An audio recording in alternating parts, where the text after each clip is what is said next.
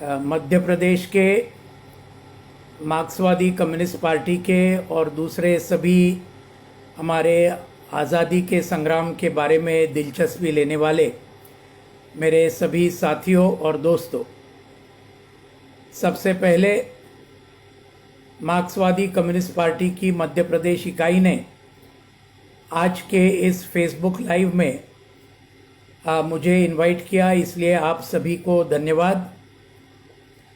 आपने जो बहुत ही महत्व का विषय मुझे दिया है, भारत के स्वतंत्रता संग्राम में कम्युनिस्टों का युगांतकारी योगदान, इसके ऊपर मेरी कुछ बातें आपके साथ में मैं शेयर करना चाहूँगा।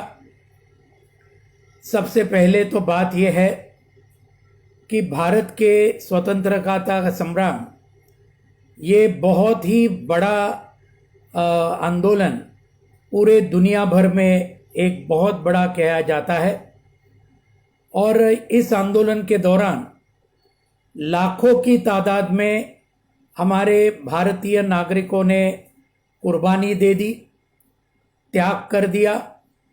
और इसकी तरफ देखने का शुरुआत मैं ये करना चाहता हूँ कि 15 अगस्त 1947 को जो हमारी आज़ादी मिली, उसके अंदर मुख्य रूप से 4 धाराएं थी।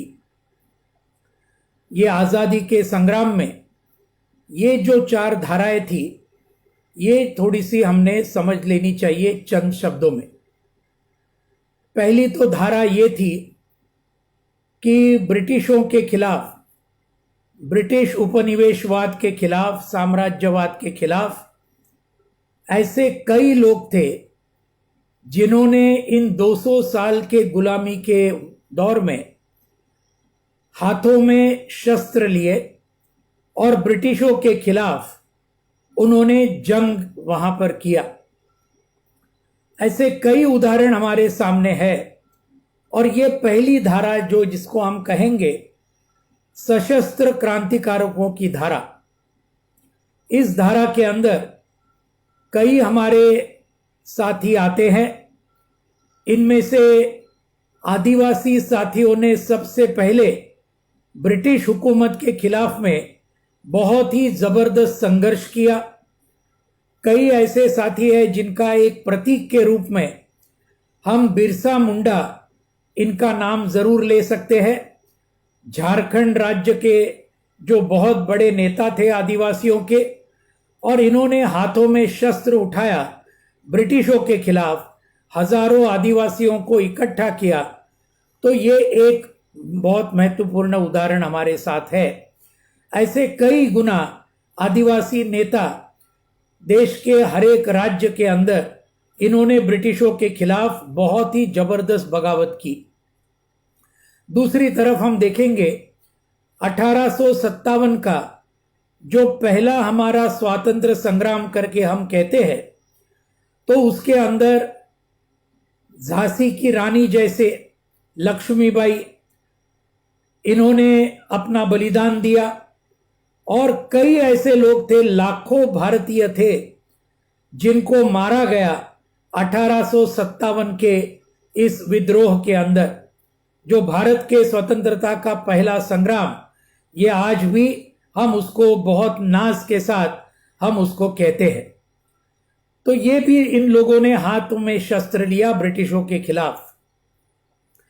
तीसरा तो हम देखते हैं और हम जानते हैं बहुत ही अच्छी तरीके से, और वो थे अमर शहीद भगत सिंह, राजगुरु, सुखदेव, चंद्रशेखर आजाद, अशफाकुल्ला खान, जतीन दास।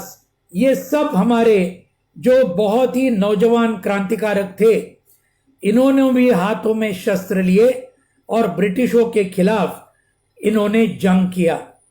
तो ये एक पूरी एक कतार ही थी उनकी। लेकिन उनके अंदर और बाकी सभी स्वतंत्रता सेनानी जो उनके पहले हुए और शायद उनके बाद में भी जो हुए, उनके अंदर एक बुनियादी फर्क ये था कि भगत सिंह और उनके सभी साथी ये स्वतंत्रता तो चाहते ही थे, ब्रिटिशों को यहां से निकाल देना तो वो चाहते ही थे, आज़ादी का उनका नारा था ही, लेकिन उसके साथ आजादी के साथ वो इस देश के अंदर मजदूर किसानों का राज भी चाहते थे, समाजवाद भी चाहते थे। और ये है उनमें और बाकी हमारे कई स्वतंत्रता सेनानी जिनके सब के बारे में हमारे मन में बहुत ही तीव्रता के साथ आदर है, लेकिन भगत सिंह और उनके जो साथी थे उनके प्रति आज हमारा एक वैचारिक, बहुत ही विचारधारात्मक, एक बहुत ही समान हमारा दृष्टिकोण है। तो इसलिए ऐसे कई लोग, एकदम आखिर में आप देखेंगे तो 1946 में जो नौदल ने विद्रोह किया मुंबई के अंदर, कलकत्ता में, कराची में, इन्होंने भी ये हाथ में शस्त्र लेकर ब्रिटिश हुकूमत को चैलेंज कर दिया। ये भी एक बहुत ही महत्वपूर्ण इसका हिस्सा है। बाकी तो कई ऐसे शहीद हुए, खुदीराम बोस है, दूसरे कई ऐसे थे, उधम सिंह है, तो ये तो नाम, काफी नाम लेने पड़ेंगे। लेकिन आज वक्त के पाबंदी के अनुसार मेरा कहने का ये मतलब है कि इन्होंने बहुत ही शुरुआत से लेकर 1946 तक ब्रिटिशों के खिलाफ हाथों में शस्त्र लेकर ब्रिटिशों के खिलाफ उन्होंने जंग वहां पर निर्माण किया। ये था पहली धारा।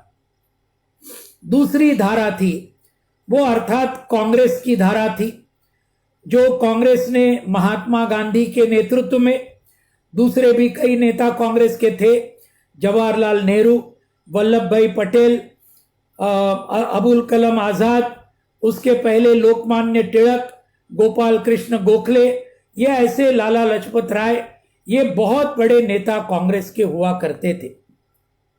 महात्मा गांधी जी का ये उनका रवैया था कि हम सत्याग्रह से और अहिंसा के साथ हम ये आजादी को जीत लेंगे। शस्त्रों के खिलाफ वो पूरी तरीके से थे और उसके मुताबिक ये बात जरूर हमको मान्य करनी होगी कि महात्मा गांधी और कांग्रेस के नेतृत्व में लाखों की तादाद में पूरे देश की जनता ये स्वतंत्रता संग्राम में शरीक हुई, इस बात को हम नकार नहीं सकते। इतने बड़े पैमाने पर भारत की जनता इसके पहले कभी रास्ते पर उतर नहीं आई थी, ये सच्चाई ये हम आज भी स्वीकार करते हैं। महात्मा गांधी और इन सभी नेताओं के अंदर और एक जो खासियत थी कि धर्मनिरपेक्षता को इन्होंने अपने पूरे स्वतंत्रता संग्राम में उन्होंने उसकी हिफाजत की, उसका सुरक्षा किया और ये धर्मनिरपेक्ष जो तत्व है उसको उन्होंने पूरी तरह से उसको संरक्षण दिया। और इसी वजह से हम जानते हैं कि आजादी के आने के 6 महीने के अंदर महात्मा गांधी जी को नथुराम गोडसे, जो आरएसएस का कार्यकर्ता, महासभा का कार्यकर्ता था, इसने महात्मा गांधी जी को 30 जनवरी 1948 को गोली मारकर उनकी हत्या कर दी। ये भी बात हमने ध्यान में रखनी चाहिए। तो ये सकारात्मक 2 बातें थी कांग्रेस के ये पूरे आंदोलन के बारे में। लेकिन नकारात्मक बात कांग्रेस के आंदोलन के बारे में उसकी भी जिक्र हमने जरूर करना चाहिए। कांग्रेस ये चाहती थी कि आखिर में आजादी मिलने के बाद पूंजीपति और जमींदारों का राज इस देश में बरकरार रहे, और ये थी उनकी सबसे बड़ी जो कमजोरी, और वो उनके वर्ग स्वरूप जो है कांग्रेस का, यही उसका मुख्य जड़ था कि जिसकी वजह से आज आजादी मिलने के बाद, कांग्रेस सत्ता में आने के बाद इस देश के अंदर पूंजीपति और जमींदारों का राज ये इस देश में आने का ये शुरुआत हुआ 15 अगस्त 1947 से। इसके कई ऐसे उदाहरण हैं जिसके अंदर आज जाने के लिए वक्त नहीं है, लेकिन चौरी चौरा का उदाहरण, उसके बाद में पूरा आजादी का आंदोलन वापस लेने का महात्मा गांधी जी का निर्णय, शहीद भगत सिंह को बचाने के लिए जितना उसके अंदर अपना योगदान करना चाहिए वो कांग्रेस के किसी भी नेता ने नहीं किया, ये दूसरी बात है। तेलंगाना का जो बहुत बड़ा संघर्ष उसके बाद में हुआ, उसके बारे में उनका रवैया, ये मुंबई में जो 9 सैनिकों ने जो विद्रोह किया उसको समर्थन देने के लिए कांग्रेस ने भी नकार दिया और मुस्लिम लीग ने भी नकार दिया। ये सब 3-4 उदाहरणों से ये बात स्पष्ट होती है कि कांग्रेस इस देश में आजादी के बाद मजदूर किसानों का राज, समाजवादी व्यवस्था नहीं चाहती थी और ये था उनका सबसे बड़ी खामी जिसके ऊपर हमको जरूर हमारा वहां पर ध्यान लेना चाहिए। तीसरा जो धारा थी, और वो तीसरी धारा थी कम्युनिस्ट आंदोलन की धारा, और इस कम्युनिस्ट आंदोलन की धारा की तरफ हम इसके बाद जरूर आएंगे, तो अभी उसका जिक्र करने की जरूरत नहीं है क्योंकि आज का पूरा विषय ही इस स्वतंत्रता संग्राम में कम्युनिस्टों का युगांतरकारी योगदान, तो उसकी तरफ हम बाद में आएंगे। चौथी एक धारा थी स्वतंत्रता संग्राम में, और वो धारा थी मनुस्मृति के खिलाफ और समाज सुधार के लिए काम करने वाले एक बहुत बड़ी परंपरा हमारे देश में रही है। और ये सब क्या चाहते थे, ये पूरे बहुत बड़े लोग थे उनके अंदर, वो चाहते थे कि आजादी जरूर मिले, ब्रिटिश जरूर निकल जाए, लेकिन सिर्फ उससे काम नहीं चलेगा। 2000 साल से ये मनुस्मृति से लेकर जो वर्ण व्यवस्था हमारे देश में बरकरार है, जाति व्यवस्था जो है, महिलाओं के तरफ एक उनका उत्पीड़न करने का जो पूरा परंपरा हमारे देश में रही है, इन सबको निकाल देना चाहिए। ये इन सभी का एक बहुत बड़ा उद्देश्य था। इनमें से कौन लोग थे? राजा राम मोहन रॉय बंगाल से, ईश्वर चंद्र विद्यासागर, महाराष्ट्र से बहुत बड़े महात्मा ज्योतिबा फुले, सावित्रीबाई फुले, शाहू महाराज, भारत रत्न डॉक्टर बाबा साहेब आंबेडकर, ये सब महाराष्ट्र के ये समाज सुधार आंदोलन के बहुत ही बड़े नेता थे। तमिलनाडु में पेरियार रामस्वामी नायकर, इनका नाम बहुत आदर के साथ आज भी लिया जाता है, ऐसे लोग थे। केरल के अंदर नारायण गुरु जैसे लोग थे। तो ये सब ये समाज सुधार आंदोलन के बहुत बड़े नेता, ये भी ये पूरे आजादी के संग्राम में इनका भी बहुत बड़ा योगदान था। और ये योगदान पूरे सामाजिक अन्याय को दूर करने के लिए, मनुस्मृति के खिलाफ, वर्ण व्यवस्था, जाति व्यवस्था और महिलाओं के उत्पीड़न के खिलाफ इन्होंने पूरा अपनी जिंदगी उन्होंने दे दी। तो ये थे 4 धाराएं।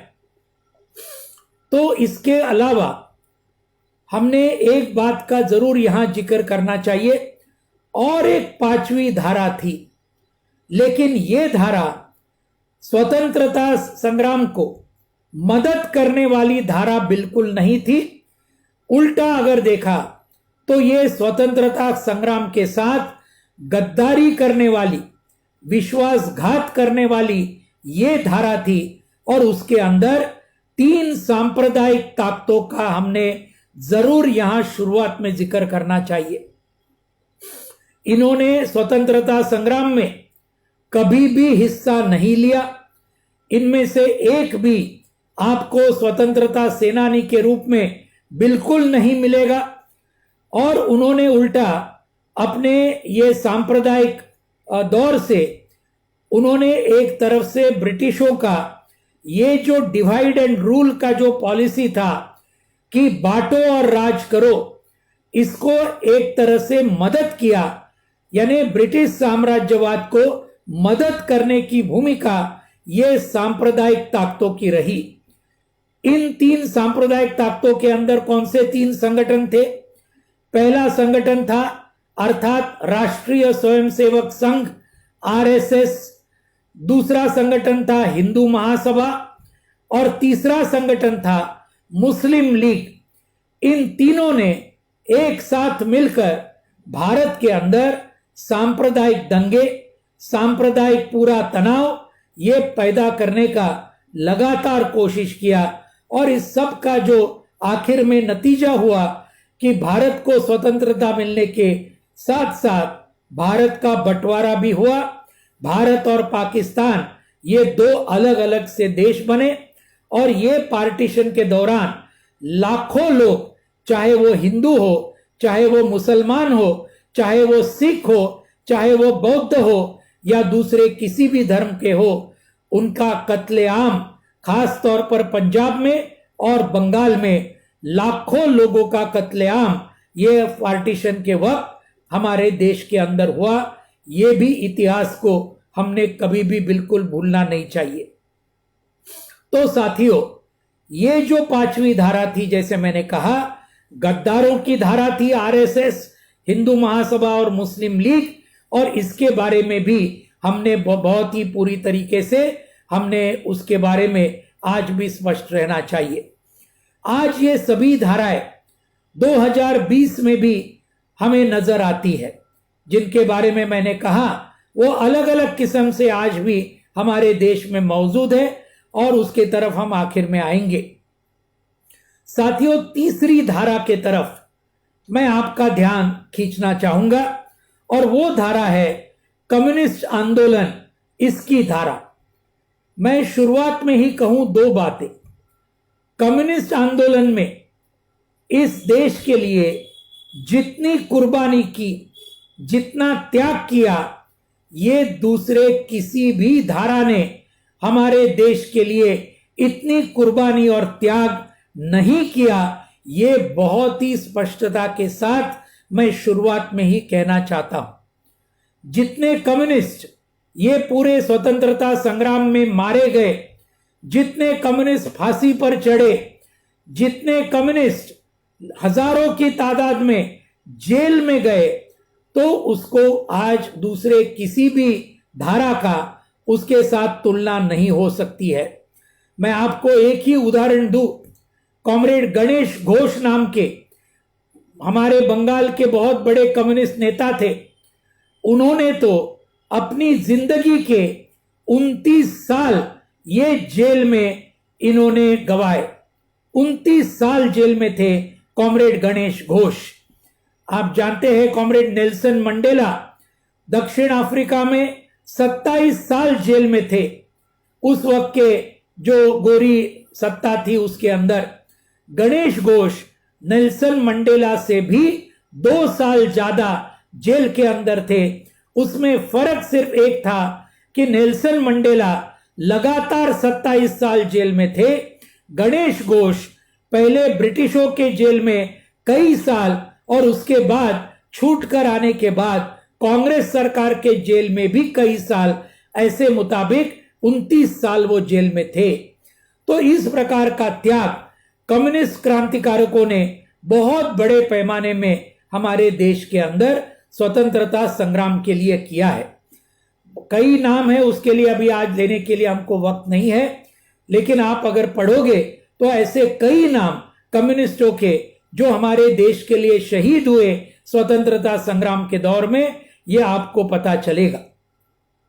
दूसरी खासियत जो कम्युनिस्ट आंदोलन की थी, जो दूसरे किसी भी धारा के बारे में आपको नहीं मिलेगी, और वो है कि कम्युनिस्ट आंदोलन के ऊपर जितना दमन ब्रिटिश सरकार ने किया, ऐसा दमन दूसरे किसी भी धारा के खिलाफ ब्रिटिश सरकार ने बिल्कुल नहीं किया था। कांग्रेस पार्टी के ऊपर कभी भी बंदी नहीं थी, मुस्लिम लीग के ऊपर कभी भी बंदी नहीं थी, पाबंदी नहीं थी।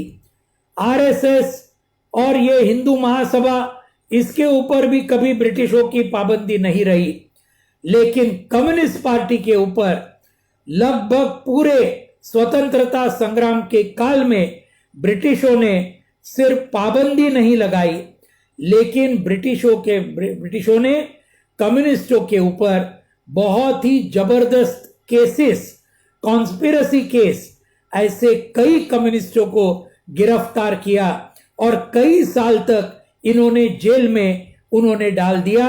ये पूरा दमन के दौर के अंदर कम्युनिस्ट पार्टी ने फिर भी पूरे अपने स्थापना के बाद 27 साल तक लगातार काम किया, लगातार संघर्ष किए और ये बहुत बड़ा जुल्म और दमन इसके साथ में जो जूझना पड़ा, ये दूसरे किसी भी धारा के बारे में आप देखेंगे नहीं। ये दूसरी बात मैं आपके सामने अंडरलाइन करना चाहता हूं। साथियों, हम कम्युनिस्ट आंदोलन के स्वतंत्रता संग्राम के युगांतकारी योगदान की तरफ हम आएंगे। आप जानते हैं 17 अक्टूबर 1920 को ताशकंद में कम्युनिस्ट पार्टी की स्थापना हुई, जिसके बारे में आपके ये पूरे फेसबुक लाइव में हमारे दूसरे वक्ताओं ने, दूसरे कॉमरेड्स ने बहुत विस्तार के साथ में आपको बताया होगा।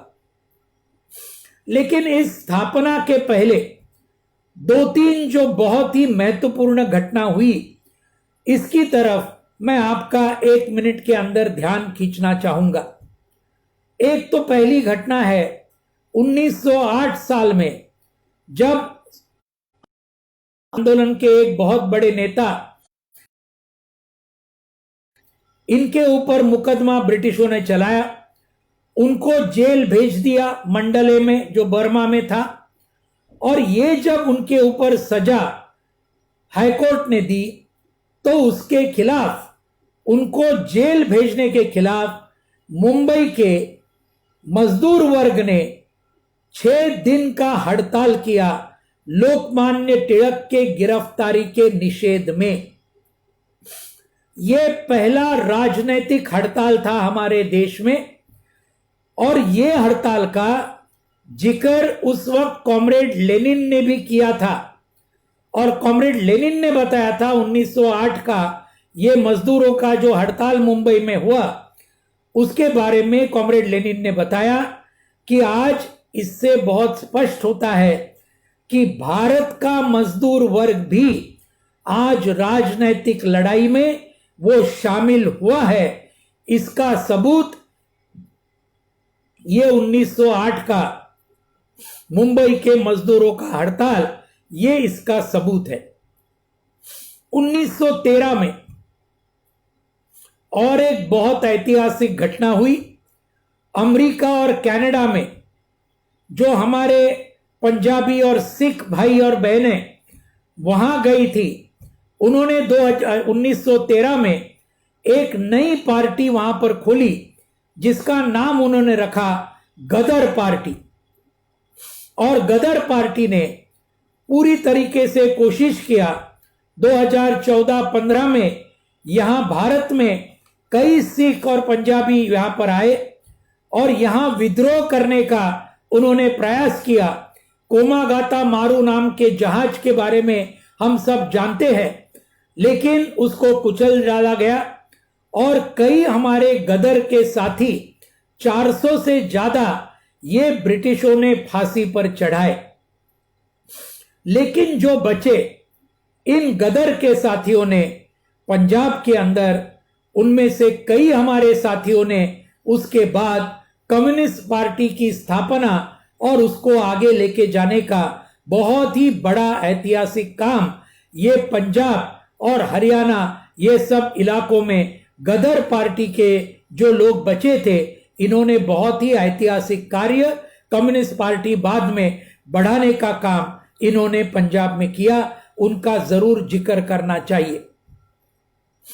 1918 में हम जानते हैं कि राउलेट एक्ट ब्रिटिशों ने लाया, उसका पूरा देश भर में विरोध हुआ और उस विरोध को चलते 1919 को 13 अप्रैल उस दिन जलियांवाला बाग में बहुत बड़ा हत्याकांड हुआ और उस हत्याकांड में हजारों हमारे भारतीय लोग, उनको मार दिया गया ब्रिटिशों के ऑर्डर के तहत।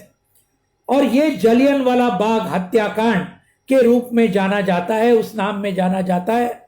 और इसके खिलाफ एक बहुत बड़ा विद्रोह हमारे पूरे देश भर में ब्रिटिशों के खिलाफ एक लगातार शुरू हुआ। और ये था पूरा पृष्ठभूमि, जिस पृष्ठभूमि में 1920 साल में ताशकंद में कम्युनिस्ट पार्टी की स्थापना हुई। एमएन रॉय, अबनी मुखर्जी, एमपीटी आचार्य और दूसरे मोहम्मद ये सब अलग अनेक हमारे साथी थे, मुस्लिम भी उसके अंदर कई साथी थे। तो ये सभी ने, शौकत उस्मानी थे, ऐसे कई साथियों ने मिलकर कम्युनिस्ट पार्टी की स्थापना की। साथियों, उन्हीं 1920 साल में और एक महत्वपूर्ण घटना हमारे देश में हुई, और वो थी भारत की पहली मजदूर संगठन आईटक की हमारे देश में स्थापना हुई।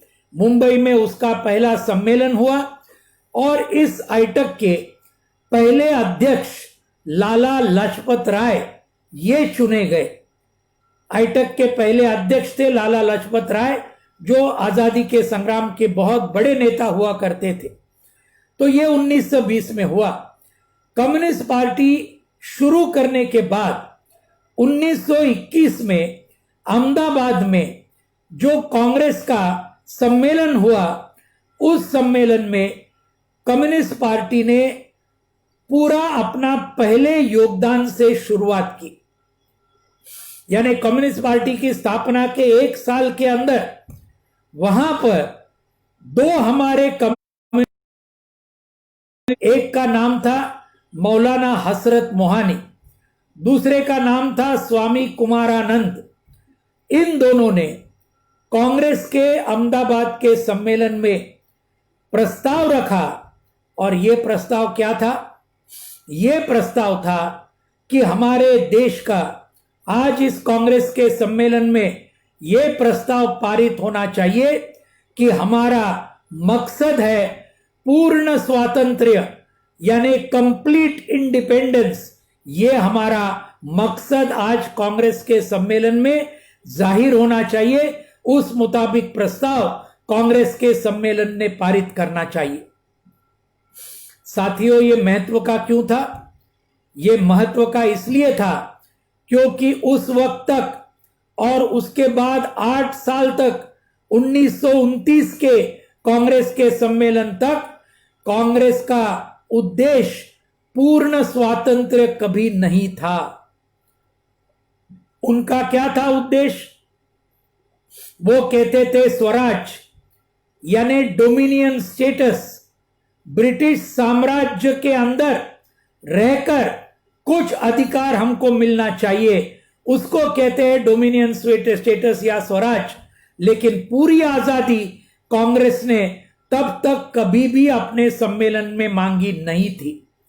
ये पहले हमें नाज है कि ब्रिटिश साम्राज्यवाद के खिलाफ पूरी आजादी का पहला प्रस्ताव अगर इस देश में कहीं भी किसी ने रखा होगा तो ये 2 कम्युनिस्टों ने रखा, मौलाना हसरत मोहानी और स्वामी कुमारानंद। इन्होंने ये प्रस्ताव पहली बार कांग्रेस के अहमदाबाद के सम्मेलन में रखा।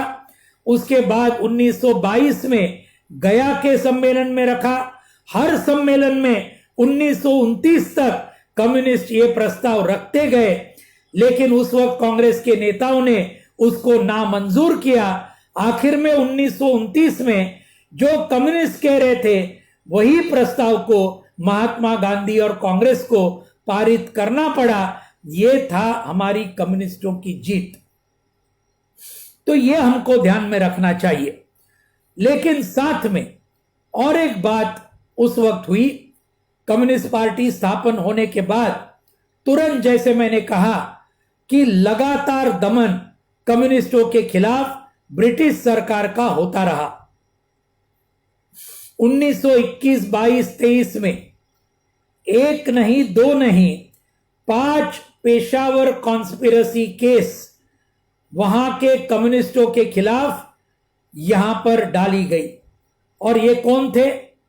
जो मुहाजिर हम कहते थे, यहां से भारत से गए थे सोवियत यूनियन, और वहां ये पूरा जो रशिया का जो क्रांति हुआ 1917 में, और जिस 1917 के कॉमरेड लेनिन के नेतृत्व में जो क्रांति हुई, उससे पूरा ये प्रेरणा लेकर भारत की कम्युनिस्ट पार्टी का निर्माण हुआ 1920 साल में। तो उससे प्रेरणा लेकर जो कई लोग वहां सोवियत यूनियन से फिर से भारत वापस लौट आ रहे थे, इनको पकड़ा गया और उनके खिलाफ पेशावर कॉन्स्पिरेसी केस ये उनके ऊपर से कई लोगों के ऊपर डाला गया। तो ये था पहला दमन। 1924 में दूसरा केस, कानपुर कॉन्स्पिरेसी केस, ये कई जो उस वक्त के नेतृत्वदायी कम्युनिस्ट थे, उसके अंदर मुजफ्फर अहमद थे, डांगे थे, शौकत उस्मानी थे, ऐसे अनेक कम्युनिस्ट नेताओं के खिलाफ ये कानपुर कॉन्स्पिरेसी केस ये भी डाला गया। कई साल वो जेल में गए, ये हम देखते हैं। तो साथियों, ये हमको ध्यान में रखना चाहिए कि आज रशियन क्रांति से प्रेरणा लेकर भारत की कम्युनिस्ट पार्टी का निर्माण हुआ। रशियन क्रांति की प्रेरणा सिर्फ कम्युनिस्टों ने नहीं ली, लेकिन आप जानते हैं कि ये रशियन क्रांति से हमारे देश के बहुत बड़े साहित्यिक ये भी प्रभावित हुए। खुद रविंद्रनाथ टैगोर ये प्रभावित हुए, मुंशी प्रेमचंद प्रभावित हुए, काजी नजरुल इस्लाम ये प्रभावित हुए। उस वक्त के कांग्रेस के बहुत बड़े नेता लोकमान्य तिलक, लाला लाजपत राय, ऐसे कई बड़े नेता, ये रशियन क्रांति जो समाजवादी क्रांति थी, ये उससे कई हमारे देश के अंदर बड़े बड़े लोग भी वहां प्रभावित हुए। इसका भी जरूर हमने जिक्र करना चाहिए। साथियों, इसके बाद 1925 में कानपुर में पहला कम्युनिस्ट सम्मेलन हुआ, जिसके अंदर पूरे देश भर के जो अलग अलग ग्रुप बने थे, मुंबई में एक ग्रुप बना था, कानपुर में एक बना था, कलकत्ता में बना था, मद्रास में बना था, लाहौर में बना था, ऐसे अलग अलग जो कम्युनिस्ट गुट बने थे, वो सब एक साथ में आए और कानपुर के ये सम्मेलन में वो सब इकट्ठा आ गए और उसको भी एक अलग सा महत्व हम उसके बारे में हम देते हैं। ये सब होने के बाद कम्युनिस्टों ने मजदूर आंदोलन के अंदर शरीक होकर एक बहुत बड़े पैमाने पर काम करने का शुरुआत किया। मैंने आपको सभी पहले कहा 1920 साल में आईटक नाम का देश का पहला मजदूर संगठन ये बना था। अलग अलग जगहों में कम्युनिस्ट उसके अंदर शरीक हुए, मजदूरों को संगठित करने लगे और उसके चलते बहुत बड़े हड़ताल पूरे देश भर में कम्युनिस्टों के नेतृत्व में आईटक के झंडे के तले बहुत बड़े हड़ताल मजदूरों के अलग अलग किस्म के हुए। उसमें से एक हड़ताल 1928 का बहुत ही ऐतिहासिक था। मुंबई के मिल मजदूरों का 6 महीने का हड़ताल चला। 6 महीने का हड़ताल मुंबई के गिरनी मजदूर, जिसको हम मिल मजदूर कहते हैं, तो उनके नेतृत्व में वो हुआ। कलकत्ता में बहुत बड़े हड़ताल हुए, मद्रास में हुए, रेलवे मजदूरों के हुए, साथ में कानपुर में हुए, लाहौर में हुए। ऐसे अलग अलग शहरों के अंदर कम्युनिस्टों के नेतृत्व में बड़े बड़े हड़ताल मजदूरों के उस वक्त में हुए। इसका भी हमने जिक्र करना चाहिए। तब तक मैंने जैसे शुरुआत में कहा, कम्युनिस्ट पार्टी के ऊपर ब्रिटिशों ने पाबंदी लगाई और इसलिए कम्युनिस्टों ने एक नए किस्म की पार्टी, नए नाम की पार्टी उन्होंने स्थापन की, जिसका नाम था मजदूर किसान party, workers and peasant party. इसके नाम से कम्युनिस्टों ने दूसरी पार्टी खोली। अलग अलग राज्यों के अंदर ये वर्कर्स एंड पेजेंट पार्टी के इकाइयां स्थापन हुई। 1928 में कलकत्ता में ये वर्कर एंड पेजेंट पार्टी का पहला अखिल भारतीय सम्मेलन हुआ। कांग्रेस के सम्मेलन के साथ दूसरे एक मंडप में हुआ और इसके बारे में इतिहास इसका गवाह है कि उस वक्त कलकत्ता के 50,000 से ज्यादा मजदूर और किसान हाथ में लाल झंडा लेकर ये वर्कर पेजेंट पार्टी के ये पहले सम्मेलन के लिए 50,000 हमारे बंगाल के मजदूर और किसान उसके अंदर शरीक हुए। कई कम्युनिस्ट कार्यकर्ताओं ने कांग्रेस के अंदर काम करने की शुरुआत की क्योंकि कम्युनिस्ट पार्टी के ऊपर पाबंदी थी। और ऐसे अलग अलग किस्म से कम्युनिस्टों ने अलग अलग जगह में काम करने का ये पूरा उसके अंदर उन्होंने शुरुआत किया। 1930 एक बहुत महत्व का तारीख है भारत के कम्युनिस्ट आंदोलन के इतिहास में। ये 1930 साल में कम्युनिस्ट पार्टी ने अपना पहला बहुत ही महत्वपूर्ण दस्तावेज पारित किया और उसका नाम है प्लेटफॉर्म ऑफ एक्शन, यानी कृति का एक कार्यक्रम। ये उस वक्त कम्युनिस्ट पार्टी ने ऐलान किया, उसकी घोषणा की और उसको पूरे देश भर में कम्युनिस्ट पार्टी के कार्यकर्ता लेके गए। ये प्लेटफॉर्म ऑफ एक्शन बहुत ही महत्वपूर्ण और ऐतिहासिक डॉक्यूमेंट इसलिए है कि इस डॉक्यूमेंट ने भारत के स्वतंत्रता संग्राम के बारे में एक पूरा वैकल्पिक समझ पूरे देश के सामने उन्होंने रखा। और ये समझ क्या थी? ये समझ थी कांग्रेस के समझ के पूरी तरीके से अलग, उसके खिलाफ जाने वाली और सीधी तरीके से उसके अंदर कहा था। दो तीन बहुत महत्वपूर्ण जो बातें कही थी उसका जरूर हमने यहां जिक्र करना चाहिए। एक तो बात उन्होंने कही, आजादी के बाद मजदूर किसानों का राज आना चाहिए और समाजवादी व्यवस्था इस देश में आनी चाहिए। जो भगत सिंह और उनके साथी भी उसी वक्त कहते थे, वही कम्युनिस्ट पार्टी ने प्लेटफॉर्म ऑफ एक्शन के अंदर कहा। दूसरी बात उन्होंने कही कि हमको इसके अंदर कृषि क्रांति की तरफ हमको आगे बढ़ना है। ये पूरी सरंजामी के खिलाफ जो सरंजामी जो परिस्थिति है उसको उल्टाने का काम ये हमको करना है और उसके तरफ ये साम्राज्यवाद और ये पूरा सरंजामी व्यवस्था, सामंती व्यवस्था, इसको खत्म करने के लिए कृषि क्रांति, एग्रेरियन रेवोल्यूशन, उसकी तरफ हमको बढ़ना है।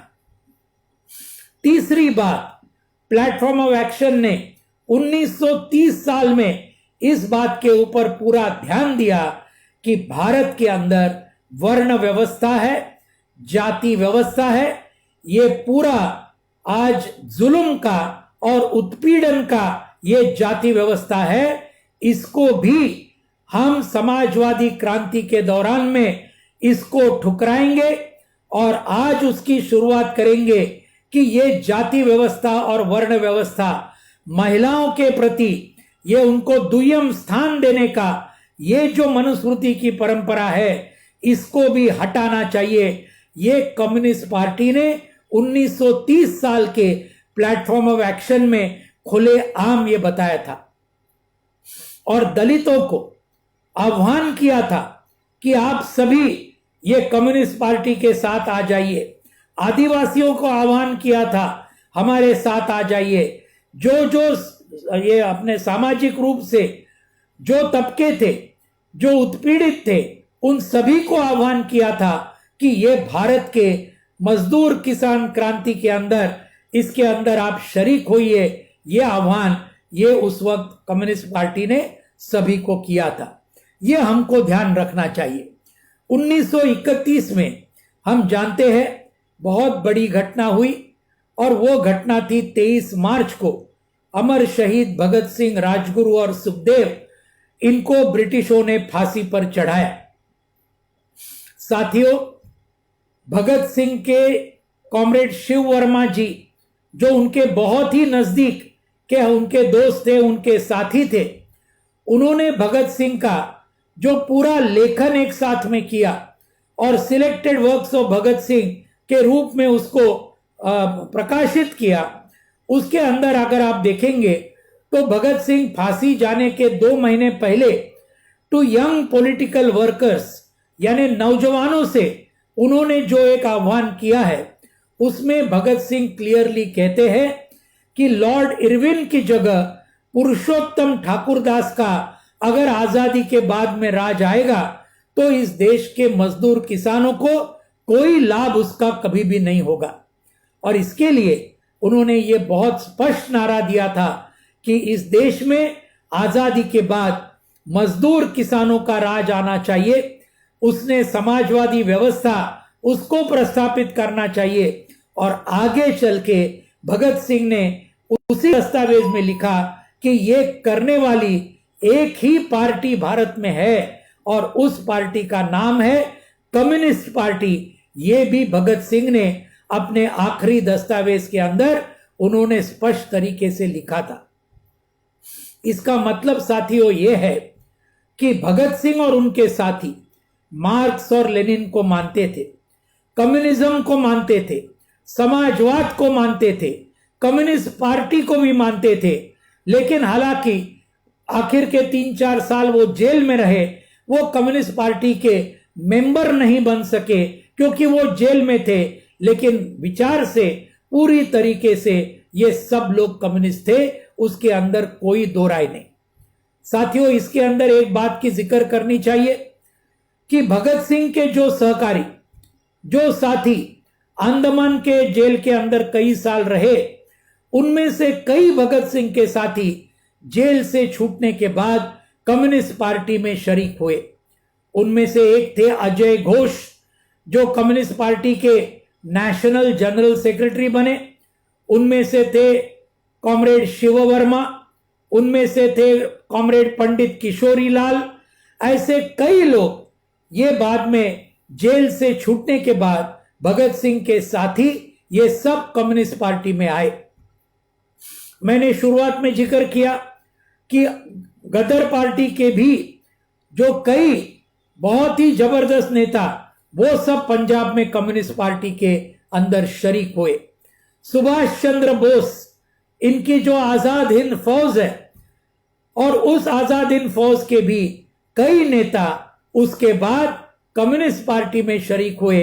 और उनका एक नाम तो हम सब जानते हैं, कैप्टन लक्ष्मी सहगल, जो नेताजी सुभाष चंद्र बोस की ये कैप्टन, ये अपने रानी ऑफ झांसी रेजिमेंट, उसकी कप्तान थी, वो अपने कैप्टन लक्ष्मी सहगल, ये भी कम्युनिस्ट पार्टी में आ गई। तो हर क्षेत्र के अंदर जो सभी देशभक्त थे वो यहां पर कम्युनिस्ट पार्टी में आए। कांग्रेस सोशलिस्ट पार्टी के कई नेता, कॉमरेड ईएमएस नंबूद्रिपाद, कॉमरेड एके गोपालन, इन्होंने तो पूरी कांग्रेस समाजवादी पार्टी को ही कम्युनिस्ट पार्टी के अंदर रूपांतरित किया। तो कहने का मतलब यह है कि आजादी के संग्राम में ये सब लोग जो देश के अंदर आजादी भी चाहते थे, स्वतंत्रता भी चाहते थे और समाजवाद भी चाहते थे, ऐसे कई धाराओं के लोग ये सब कम्युनिस्ट पार्टी के अंदर आकर मिल गए। ये बात हमारे लिए बहुत ही अभिमान की बात है, हमारे लिए बहुत ही नाज की बात है। साथियों, इसके बाद 1936 में, उसके पहले 1935 में कम्युनिस्ट इंटरनेशनल का 7वां सम्मेलन हुआ मॉस्को के अंदर। तब हिटलर का खतरा सामने और ये फैसिज्म के खतरे के खिलाफ ये कम्युनिस्ट इंटरनेशनल की 7वीं कांग्रेस ने, जिसके अंदर जनरल सेक्रेटरी थे एक बहुत बड़े कम्युनिस्ट नेता कॉमरेड जॉर्जी डिमिट्रो, तो उन्होंने ये जो संयुक्त मोर्चे के रूप में जो उनका रिपोर्ट पेश किया यूनाइटेड फ्रंट, उसके अंदर कॉल दिया कि ये फैसिज्म के खिलाफ दुनिया के सभी जनवाद को मानने वाली ताकतें, सभी प्रगतिशील ताकतें, इनको इकट्ठा करने का काम कम्युनिस्ट पार्टियों ने अलग अलग देशों में करना चाहिए। और उसके बाद ये 1935 के कम्युनिस्ट इंटरनेशनल की कांग्रेस के बाद दत्त ब्रैडली थीसिस नाम का एक दस्तावेज ग्रेट ब्रिटेन की कम्युनिस्ट पार्टी के 2 नेताओं ने लिखा। और उसके बाद भारत की कम्युनिस्ट आंदोलन ने ये पूरे हमारे राष्ट्रीय आंदोलन के साथ और ज्यादा करीबी से जुड़ने का ये निर्णय लिया और उससे बहुत बड़ा मदद हुआ कम्युनिस्ट पार्टी को लोगों तक पहुंचने के लिए। और इसलिए ये पूरे कांग्रेस का आंदोलन उसके साथ जुड़कर हमारा जो अलगता था, हमारे जो अलग विचार थे, वो तो हमने अलग रखे ही, लेकिन जनता के आंदोलन में सभी को साथ में लेकर संयुक्त मोर्चे के ये सिद्धांत को आगे लेके जाने का काम कम्युनिस्ट पार्टी ने 1935 के बाद हमारे भारत देश के अंदर बहुत ही कामयाबी के साथ किया। और उसका नतीजा ये हुआ 1936 साल में, ये बहुत ही महत्वपूर्ण साल है कम्युनिस्ट पार्टी के इतिहास में, क्योंकि इस 1936 में 3 बहुत बड़े जाने माने संगठन, जन संगठन को निर्माण किया गया। उनमें से 1936 में पहला संगठन था अखिल भारतीय किसान सभा, किसानों का संगठन, लखनऊ में स्थापन हुआ 11 अप्रैल को 1936। उसके बाद यानी वो किसानों को लामबंद करने के लिए पूरे देश भर में अगस्त में 12 अगस्त 1936 ऑल इंडिया स्टूडेंट्स फेडरेशन यानी छात्रों का संगठन पूरे देश का वो स्थापन हुआ। और साथ में और एक संगठन स्थापन हुआ और वो था, उसका नाम प्रगतिशील लेखक संघ, प्रोग्रेसिव राइटर्स एसोसिएशन, ये स्थापन हुआ, जिसके पहले सम्मेलन में मुंशी प्रेमचंद और दूसरे कई बड़े लेखक उसके अंदर शरीक हुए थे। उसके कुछ चंद साल बाद 1943 में इप्टा नाम का संगठन, इंडियन पीपल्स थिएटर एसोसिएशन, ये भी कम्युनिस्ट पार्टी ने स्थापन किया। उसके अंदर जो एक्टर है, जो उसके अंदर इसके अंदर जो काम करने वाले स्टेज के एक्टर, फिल्म के एक्टर, इनको भी संगठित करने का काम इप्टा के ये संगठन से ये करने का भी काम हुआ। साथियों, किसान संगठन, छात्र संगठन, साहित्यिक और सांस्कृतिक कर्मियों के 2 संगठन, इसका बहुत बड़ा असर पूरे देश भर में आज कम्युनिस्ट आंदोलन को और ज्यादा व्यापक रूप से आगे लेके जाने के लिए उसका बहुत जबरदस्त उसका फायदा हुआ। यह आखिरी 2 संगठन के बारे में अगर हमने थोड़ा जिक्र किया, साहित्यिक और सांस्कृतिक के बारे में, तो आपको पता चलेगा साथियों, उसके बाद के कई साल तक हमने मुंशी प्रेमचंद जी का नाम लिया, काजी नजरुल इस्लाम का नाम लिया, लेकिन ऐसे कई लोग थे उस वक्त के, बहुत बड़े शायर, बहुत बड़े कवि, बहुत बड़े साहित्यिक, बहुत बड़े एक्टर, ये कम्युनिस्ट आंदोलन के साथ कई साल तक जुड़े हुए थे। उनमें से फैज अहमद फैज एक नाम है, कैफी आजमी एक नाम है, अली सरदार जाफरी ये एक नाम है, साहिर लुधियानवी, शैलेंद्र, ऐसे कई नाम आप देखिए, ऐसे कई नाम अगर आप देखेंगे तो ये सब एक तो कम्युनिस्ट पार्टी के मेंबर थे या तो कम्युनिस्ट आंदोलन के साथ बहुत ही करीबी तरीके से जुड़े हुए थे। बलराज साहनी ये पूरे इसके साथ में जुड़े हुए थे। उनके भाई जिन्होंने ये लिखा बहुत बड़ा उपन्यास ये पार्टीशन के बारे में, भीषम साहनी, ये सब कम्युनिस्ट पार्टी के साथ उनका बहुत बड़ा लगाव था। ये भी हमको ध्यान में रखना चाहिए। मंटो जैसे ये सब बड़े बड़े साहित्यिक ये प्रगतिशील थे, ये वामपंथी आंदोलन के बहुत ही करीबी थे। ये बात हमको आज फिर से याद करने की और लोगों तक लेके जाने की ये बहुत आज जरूरी है। साथियों, हम आगे बढ़े। 1939 में दूसरा विश्व युद्ध शुरू हुआ और शुरुआत में वो साम्राज्यवादी युद्ध था। उसके खिलाफ कम्युनिस्ट पार्टी ने ये जंग के खिलाफ लोगों को लामबंद किया, लगातार बहुत बड़ी मुहिम चलाई। उसके अंदर कई कम्युनिस्ट नेताओं को गिरफ्तार कर दिया गया। 1940 से 42 तक कई हमारे कम्युनिस्ट नेता ये जेल में हुए। 1941 में 22 जून को हिटलर जर्मनी ने सोवियत यूनियन के ऊपर हमला चढ़ाया और ये हमला चढ़ाने के बाद फिर ये दूसरे विश्व युद्ध का स्वरूप जरूर बदला। और ये बदला इसलिए कि जो एकमात्र समाजवादी राष्ट्र था पूरे दुनिया भर में, उसके खिलाफ हिटलर फैसिज्म ने एक बहुत बड़े पैमाने पर उन्होंने ये जो जंग उन्होंने ये किया, तो फिर पूरे दुनिया का, कम्युनिस्टों का, सभी प्रगतिशील ताकतों का ये फर्ज बना कि सोवियत यूनियन को बचाना चाहिए, सोवियत यूनियन जीतना चाहिए। क्योंकि अगर सोवियत यूनियन हार जाता था, अगर हिटलर जर्मनी जीतता था, मुसोलिनी और जापान जो अगर जीतता था, पूरे दुनिया के अंदर जनवाद की हत्या होती थी। जैसे यूरोप में हुई, जैसे खुद जर्मनी में हुई, इटली में हुई, जापान में हुई। अगर ये तीन देश जीतते, फैसिस्ट देश जीतते, तो इस पूरे दुनिया में एक बहुत बड़ा संकट कई सालों तक यहां पर रहता।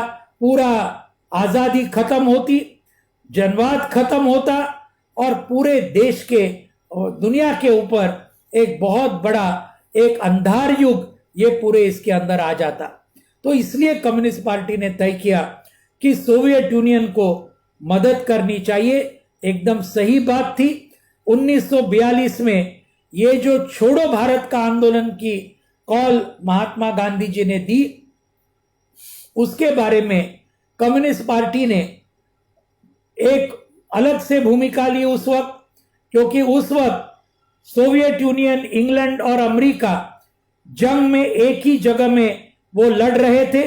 इसलिए कम्युनिस्ट पार्टी ने भूमिका ली कि इसे हमने दूर रहना चाहिए। लेकिन उसके बावजूद हजारों कम्युनिस्टों ने 1942 के छोड़ो भारत आंदोलन में हिस्सा लिया और उसके 50वीं सालगिरह पर जब 1992 में पार्लियामेंट में मिडनाइट सेशन जब हुआ, तब उस वक्त के राष्ट्रपति जी शंकर दयाल शर्मा जी ने ये बात बहुत क्लियरली उस वक्त पूरे पार्लियामेंट के जॉइंट सेशन के सामने रखी कि ये 1942 के आंदोलन में कम्युनिस्टों ने भी बहुत जबरदस्त योगदान किया।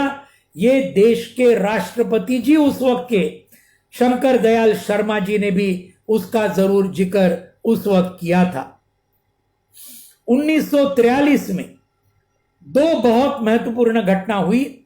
एक तो कम्युनिस्ट पार्टी की पहली कांग्रेस यानी पहला सम्मेलन ये मुंबई में मई 1943 में हुआ। उसके अंदर लगभग 136 डेलीगेट थे, लेकिन ये 136 जो प्रतिनिधि थे इनके क्रेडेंशियल फॉर्म लिए गए और ये 136 लोग आए थे ब्रिटिशों का। तो 410 से ऊपर साल ये 136 लोग ये 410 साल कुल मिलाकर ब्रिटिश के जेल में थे। ये बात सामने आई। तो साथियों, इससे बहुत क्लियर होता है कि कम्युनिस्टों ने ब्रिटिशों के खिलाफ लड़ते लड़ते कितना बड़ा योगदान किया, कितने साल जेल में गए। जो मारे गए वो अलग, जो शहीद हुए वो अलग, लेकिन 410 के ऊपर साल ये सिर्फ पहले पार्टी कांग्रेस में शरीक होते हुए डेलीगेट्सों का ये जेल का लाइफ था। दूसरी बात 1943 में हुई और वो था बंगाल का बहुत बड़ा महाअकाल ये शुरू हुआ। The great famine of Bengal ये 1943 में शुरू हुआ, अगले 2-3 साल चला और उसके अंदर साथियों बहुत ही दुख की बात आज भी कहनी पड़ती है, लाखों की तादाद में हमारे बंगाल के किसान, खेत मजदूर और मजदूर इस बंगाल के अकाल के अंदर मारे गए ब्रिटिश सत्ता के चलते। इस अकाल के लिए कौन जिम्मेदार था? तो बात जाहिर है ब्रिटिश सरकार उसके लिए जिम्मेदार थी। उनका जो जंग के बारे में जो नीति था वो इस पूरे बंगाल के फैमिन के लिए वो जिम्मेदार था। लेकिन उसके अंदर भी कम्युनिस्ट पार्टी ने बंगाल में हजारों हमारे कार्यकर्ताओं ने इस अकाल के चपेट में आए लाखों लोगों का बहुत ही जबरदस्त मदद करने का काम उस वक्त के बंगाल के कम्युनिस्ट आंदोलन में ने किया। ये कभी भी इतिहास में नहीं भूला जाएगा, ये हमको ध्यान में रखना चाहिए।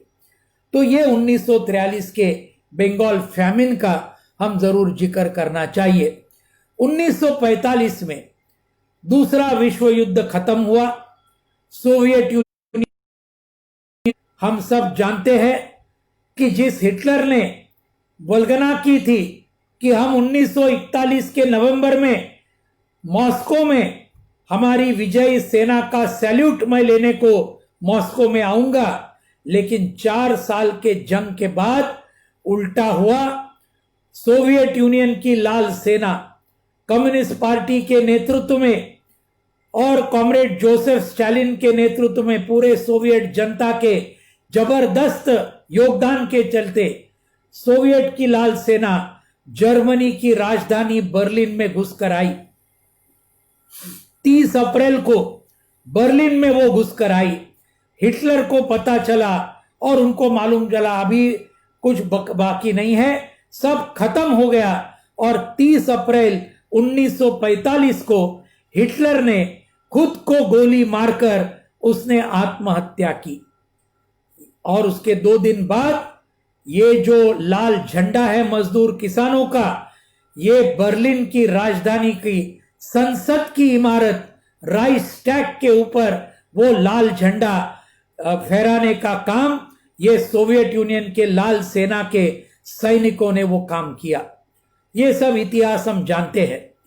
साथियों, इस जंग के अंदर सोवियत यूनियन की जीत के बाद पूरे दुनिया भर में ये जो आजादी के संग्राम थे वो बहुत बड़े पैमाने पर उठ सामने आए।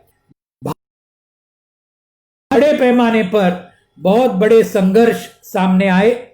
मजदूरों के बहुत जबरदस्त संघर्ष अलग अलग शहरों में उनके वेतन के बढ़ोतरी के लिए, उनके और दूसरे मांगों के लिए, महंगाई को कम करने के लिए लाखों मजदूर, उनके बहुत बड़े संघर्ष ये 1945 के बाद 1947 तक बहुत बड़े पैमाने पर वो हुए। लेकिन इतिहास में जो संघर्ष लिखे गए हैं वो है किसानों के संघर्ष। अखिल भारतीय किसान सभा के नेतृत्व में बहुत बड़े 4-5 संघर्ष ये पूरे हमारे देश में हुए। उसमें से सबसे बड़ा, सबसे तगड़ा संघर्ष था वो आंध्र प्रदेश में उस वक्त के तेलंगाना का संघर्ष। और जो तेलंगाना पीपल्स आर्म स्ट्रगल जिसको कहते हैं, तेलंगाना की जनता का सशस्त्र संग्राम इसको हम कहते हैं। और ये संघर्ष के दौरान हमारे 4000 कार्यकर्ता मारे गए। लेकिन उन्होंने क्या किया? कम्युनिस्ट पार्टी ने और किसान सभा ने तेलंगाना के 3 जिलों के 3000 गांवों को मुक्त कर दिया। और उन गांवों के अंदर ये जो सामंत थे, बड़े जमींदार थे, उनको हकाल दिया।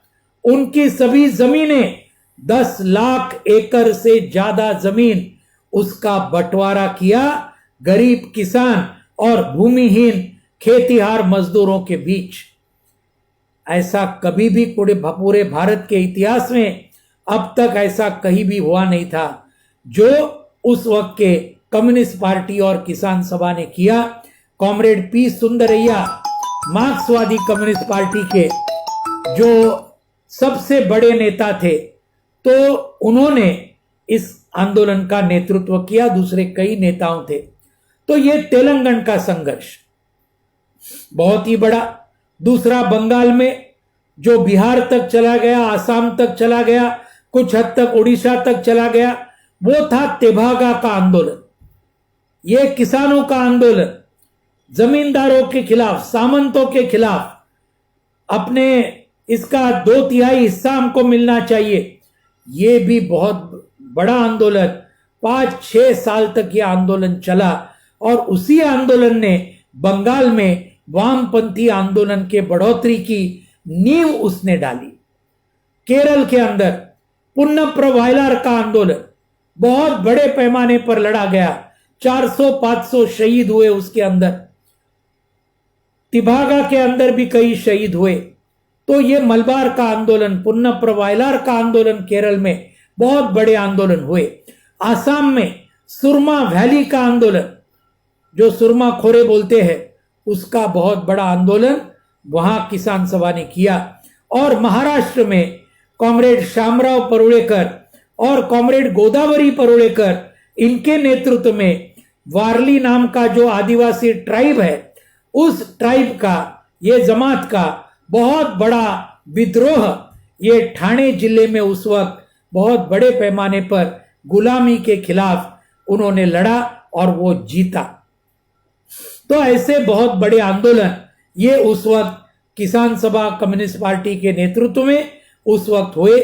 और उन्होंने जो बहुत ही महत्वपूर्ण हमारे आजादी की संग्राम की जो घोषणा थी, जोतने वालों को जमीन मिलना चाहिए, उसके नाम पर मिलना चाहिए, ये इन सब सामंतशाही के खिलाफ, जमींदार शाही के खिलाफ ये सभी 4-5 आंदोलनों ने लैंड टू द टिलर, जोतने वालों को जमीन, इस नारे को बहुत बड़े पैमाने पर पूरे देश भर में उठाने का काम किया। साथियों, इसके बाद और एक महत्वपूर्ण घटना जिसका मैंने शुरुआत में ही जिक्र किया, 1946 में 18 फरवरी को आखिर में ब्रिटिशों के सेना ने भी बगावत की। जो नौसेना है, ब्रिटिश नेवी, इन्होंने बगावत की। पहले मुंबई के बंदर में की, उसके बाद वो फैला कराची तक, मद्रास तक, कलकत्ता तक, विशाखापट्टनम तक। और इन सभी नौ सैनिकों ने यह तय किया कि अभी हम वे ब्रिटिश हुकूमत के खिलाफ हम विद्रोह करते हैं। उन्होंने अपने जो गोरे अफसर है उनको गिरफ्तार कर दिया। अपने जो जहाज थे उसके ऊपर जो यूनियन जैक, इंग्लैंड का झंडा था, उसको नीचे उतारा। और कौन से 3 झंडे लगाए हर जहाज के ऊपर? एक तरफ कांग्रेस का झंडा, दूसरे तरफ मुस्लिम लीग का झंडा, और तीसरा भी झंडा लगाया कम्युनिस्ट पार्टी का लाल झंडा, हर जहाज के ऊपर इन्होंने लगाया। ये 3 लोगों के झंडे उन्होंने लगाए। उसके बारे में मैंने पहले ही जिक्र किया। कांग्रेस और मुस्लिम लीग ने ये नौ सैनिकों के विद्रोह को समर्थन करने से इनकार कर दिया। उल्टा वल्लभ भाई पटेल ने तो उनको डांटा, ये आपको करने को किसने कहा? हमने तो नहीं कहा, ये वापस ले लो। इस प्रकार के कांग्रेस का रवैया था। मोहम्मद अली जिन्ना का भी वही रवैया था। महात्मा गांधी का भी दुर्भाग्य से वही रवैया था। लेकिन उस वक्त एक ही पार्टी थी जिन्होंने ये भारतीय नौ सैनिकों को पूरा समर्थन दिया, उनके बगावत को पूरा समर्थन दिया। और न सिर्फ शब्दों से समर्थन दिया, लेकिन मुंबई के पूरे मिल मजदूरों को एक पूरे हड़ताल में उठाया और उसमें उतराया। पूरी तरीके से मुंबई के नौ सैनिकों को, लाखों जो यहां के मजदूर थे, वो रास्ते पर आ गए और उन्होंने हड़ताल करके ये नौ सैनिकों को पूरा समर्थन दिया। उस वक्त ब्रिटिशों ने जो फायरिंग किया मुंबई में, कॉमरेड बीटी रणदिवे ने इसके बारे में किताब लिखी है। उन्होंने कहा कि 4 दिन के अंदर, 18 फरवरी से लेकर 22 फरवरी तक, 4 दिन के अंदर 250 से 300 लोग ब्रिटिशों ने गोली मारकर यहां हत्या कर दिए, ये नौदल के विद्रोह के अंदर। तो ये था। लेकिन उससे एक संदेशा गया, ब्रिटिशों को जरूर गया, कि अभी इस देश को संभालना मुश्किल है। अभी आजादी देने के बजाय दूसरा कोई रास्ता हमारे पास नहीं है। और ये नौदल के विद्रोह के बाद और ये दूसरे बड़े बड़े संघर्ष जिसके बारे में मैंने कहा, उसके बाद ब्रिटिशों ने फिर सत्तांतर का पूरा ये शुरू किया। दुर्भाग्य से ये पूरे दौर के अंदर कम्युनिस्ट पार्टी ये स्वतंत्रता संग्राम के अंदर इतना बड़ा त्याग करने के बाद, इतना बड़ा कुर्बानी देने के बाद, इतने बड़े संघर्ष करने के बावजूद इस आजादी के संग्राम के नेतृत्व में वो नहीं आ पाई। क्यों नहीं आ पाई? सबसे महत्वपूर्ण कारण तो ये था, जैसे मैंने पहले ही जिक्र किया, सबसे बड़ा दमन ये कम्युनिस्ट पार्टी के ऊपर होता था और इसलिए पूरी पाबंदी थी। जेल में भेजते थे हजारों कम्युनिस्टों को और इसलिए जितना बड़ा एक जन आधार पूरे देश भर में मिलना चाहिए था वो करने का मौका कम्युनिस्ट पार्टी को ये मिल नहीं पाया, इतने बड़े दमन के चलते। ये हमको ध्यान में रखना चाहिए साथियों। और उसके बारे में कांग्रेस के ऊपर मैंने शुरुआत में कहा कोई पाबंदी नहीं थी, मुस्लिम लीग के ऊपर नहीं थी, आरएसएस के ऊपर नहीं थी। तो ये सब संगठन, इनके ऊपर कोई पाबंदी या कोई बहुत बड़ा उनके ऊपर कोई दमन न होने के चलते वो आराम से वो काम करते रहे। आप जानते कांग्रेस का सम्मेलन हर दिसंबर महीने में ओपनली अलग अलग शहर में हुआ करता था। मुस्लिम लीग का सम्मेलन होता था, आरएसएस का होता था, हिंदू महासभा का होता था, लेकिन कम्युनिस्ट पार्टी का पहला सम्मेलन एक मैंने कहा वो भी 1925 साल में कानपुर में, उसके बाद में पाबंदी लगी 1943 में मुंबई में। इतने ही दो सम्मेलन ये पूरे आजादी के संग्राम के दौर में हुए। तो साथियों ये उसका ये है, सत्ता गई कांग्रेस की तरफ भारत में, सत्ता गई मुस्लिम लीग की तरफ पाकिस्तान में। लेकिन कौन से वर्गों की तरफ गई? पूंजीपति और जमींदार वर्गों के तरफ गई। साम्राज्यवाद के साथ जो सत्ताधारी थे उनके अच्छे संबंध थे, उनकी साठगांठ थी और इसलिए ब्रिटिशों का जो कैपिटल है, जो पूंजी है, जो कंपनियां हैं, उनको बरकरार रखा गया। कांग्रेस और मुस्लिम लीग की सरकार भारत और पाकिस्तान में आने के बावजूद, यानी उसको कोई हाथ नहीं लगाया। ये था भारत के अंदर जो ट्रांसफर ऑफ पावर हुआ। ये उसके चलते जो मैंने आपसे कहा कि शहीद भगत सिंह ने जो लिखा था, जिसको हम अलग शब्दों में कहेंगे कि गोरे अंग्रेजों से हाथ से सत्ता अगर गई, लेकिन काले अंग्रेजों के हाथ में सत्ता अगर आई तो इस देश का भविष्य नहीं बदलेगा। मजदूर किसानों को कभी भी न्याय नहीं मिलेगा, मेहनत कशों के हाथ में कुछ भी नहीं आएगा। ये जो भगत सिंह ने 1931 साल में जो कहा था वो सही आ गया 15 अगस्त 1947 में।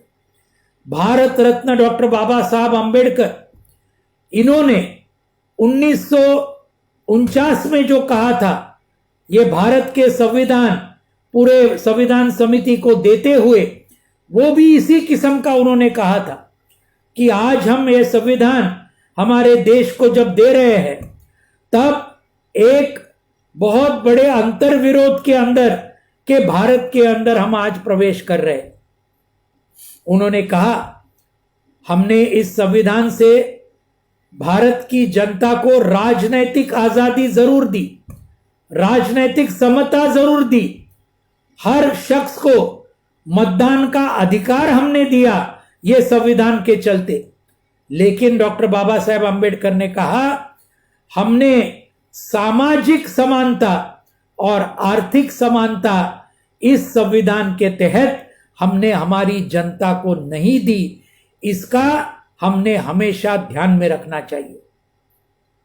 और अगर सामाजिक और आर्थिक समानता देने में अगर हम असफल रहे, डॉक्टर अंबेडकर ने कहा था, तो एक दिन ऐसा आएगा जब इस देश की जनता जितने बड़े परिश्रम लेते हुए हम सभी संविधान समिति के लोगों ने ये संविधान तैयार किया है, उसको पूरी तरीके से जनता उसको तोड़ मरोड़ देगी, ये इशारा डॉक्टर बाबा साहेब अंबेडकर ने भी दिया है। साथियों, आज 2020 में हमको ये सब चेतावनियों को ध्यान में रखना चाहिए। पिछले 73 साल के आजादी में चाहे कांग्रेस हो, चाहे आज भारतीय जनता पार्टी हो, पिछले 6 साल से उसके पहले के 6 साल में, आज हम देखते हैं कि आज पूंजीपति और जमींदार वर्ग के नुमाइंदे के रूप में इन सभी ने काम किया है। साम्राज्यवाद के साथ साठगांठ इन्होंने की है। इनकी बहुराष्ट्रीय निगम, इनकी वर्ल्ड बैंक, अंतर्राष्ट्रीय मुद्रा कोष, विश्व व्यापार संगठन, इन सब के साथ आज इनकी कांग्रेस और बीजेपी की सरकारों की साठगांठ है, इसमें कोई दो राय नहीं। और इसकी कीमत किसको चुकानी पड़ी है? इसकी कीमत चुकानी पड़ी है मजदूर वर्ग को, किसान को, खेत मजदूरों को, दलित, आदिवासी, मुस्लिम और बहुसंख्य हिंदुओं को भी, जो आज मेहनत कश है, महिलाओं को सबसे ज्यादा, नौजवानों को, छात्रों को, ये सब जो शिक्षा, रोजगार, राशन, ये सब सवाल जो आते हैं उससे हम पता चलता है। लेकिन साथियों, अंतिम में एक बात कह के मैं पूरा करना चाहता हूं। सबसे बड़ी चुनौती, सबसे बड़ा खतरा पिछले 6 सालों में हमारे देश के आजादी के लिए जो निर्माण हुआ है, वो है नरेंद्र मोदी और अमित शाह के नेतृत्व में बीजेपी और आरएसएस का ये केंद्र सरकार, जिसके पूरे कारोबार को हमने ये पिछले 6 साल में देखा। पिछले 6-7 महीने के कोरोना के अंदर हमने देखा। और ये सरकार आज तक की आजाद भारत की सबसे बुरी सरकार है, सबसे प्रतिक्रियावादी सरकार है, इसमें कोई दो राय नहीं है।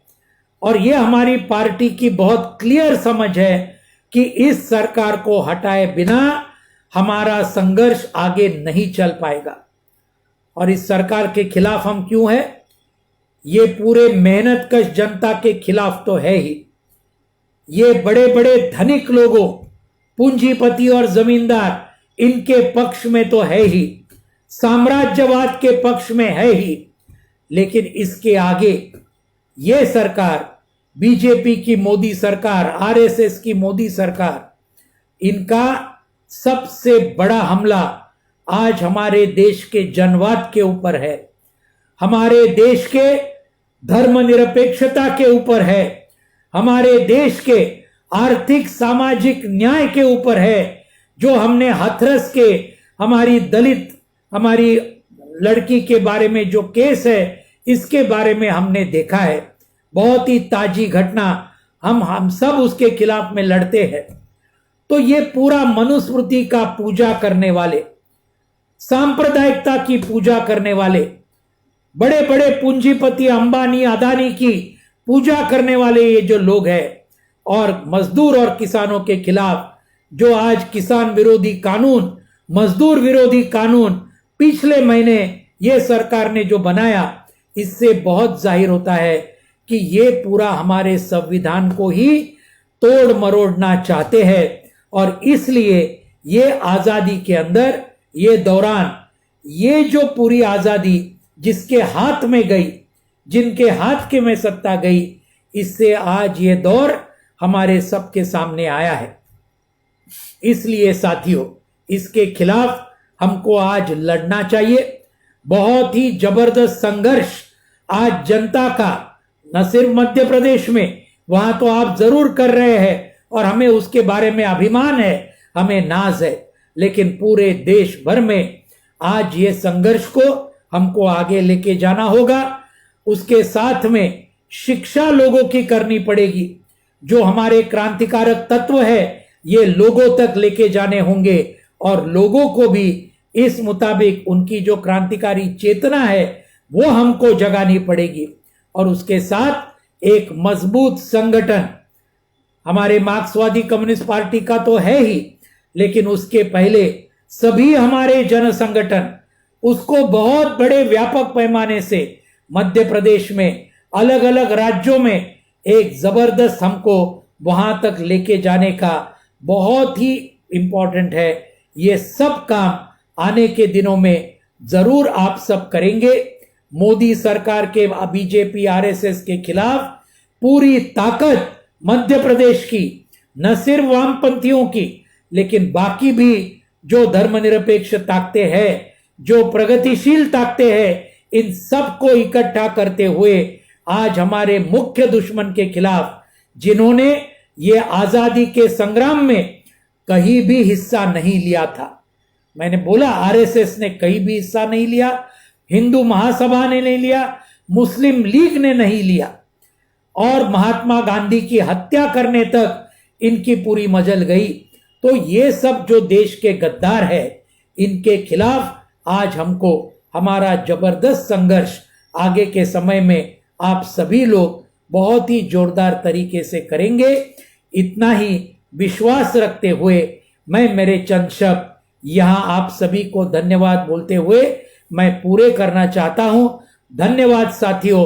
लाल सलाम, इनकिलाब जिंदाबाद।